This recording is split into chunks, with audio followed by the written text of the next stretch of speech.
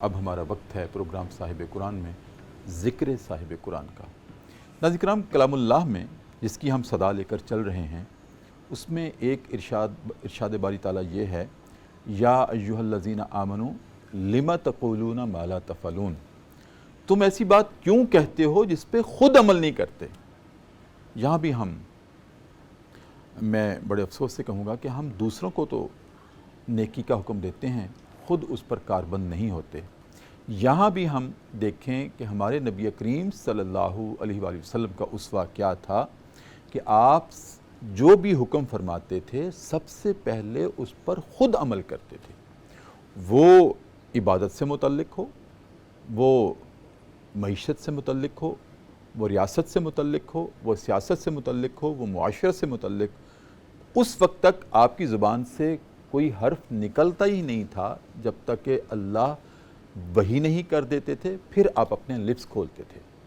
اور سورہ نجم میں اس کا اللہ رب العزت نے کلام اللہ میں پوری شہادت دی ہے کہ وَمَا يَنْتِقُ عَنِ الْهَوَىٰ إِنْ هُوَ إِلَّا وَحْيٌ يُوحَىٰ، ہمارا نبی اس وقت تک بات ہی نہیں کرتا جب تک کہ ہم وحی نہ کر دیں۔ اور پھر یہ کیسے پوسیبل ہے کہ جو وحی ہو اس پر آپ عمل نہ کریں اور پھر اس کے بعد امت کو حکم دے؟ نہیں، سب سے پہلے آپ عمل کرتے تھے، اور عمل کر کے دراصل امت کو بتانا چاہتے تھے۔ کل کوئی یہ اللہ کی عدالت میں ایکسکیوز پیش نہ کر دے کہ الہ العالمین جو آپ نے اپنے دین میں شریعت میں احکام نازل کیے تھے وہ تو نبی تھے، وہ کر سکتے تھے، ہم تو گناہ گار تھے، ہم کیسے کرتے؟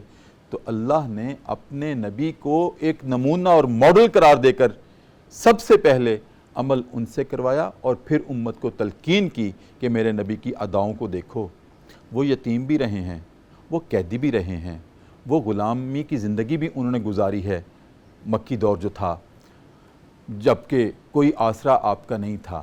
دشمنی کی زندگی بھی آپ نے گزاری ہے جب ہر کوئی آپ کا دشمن تھا۔ مصائب و آلام کی زندگی بھی آپ نے گزاری ہے جب ہر طرف سے راستے میں کانٹے بچھائے جاتے تھے۔ اب دیکھو میرے نبی نے صبر کیسے کیا، میرے نبی نے برداشت کیسے کیا، اور میرے نبی نے مصائب سے مقابلہ کیسے کیا، میرے نبی نے قید کیسے کاٹی، میرے نبی نے یتیمی کی زندگی کیسے بسر کی۔ کوئی سہارا نہیں ہے۔ یہ ساری چیزیں ناظرین کرام ہمارے لیے، لیکن کچھ چیزیں ایسی تھیں کہ نبی کریم نے عمل کر کے ہمیں امت کو بتایا ہے اور پھر حکم دیا ہے کہ تم نے بھی یہ کرنا ہے، کیونکہ میں بھی بشر ہوں، ہاں خیر البشر ہوں، لیکن تمہارے لیے نمونہ ہوں۔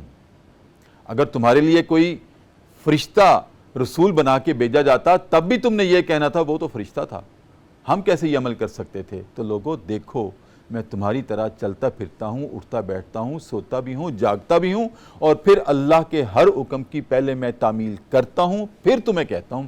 لیکن ناظرین کرام، اس کے باوجود ہم دیکھتے ہیں نبی کریم کی زندگی میں انہوں نے کچھ عمل ایسے تھے ان کی زندگی میں جو کہ آپ اس پر کاربند رہے، لیکن اپنی امت کو اس کا درس نہیں دیا۔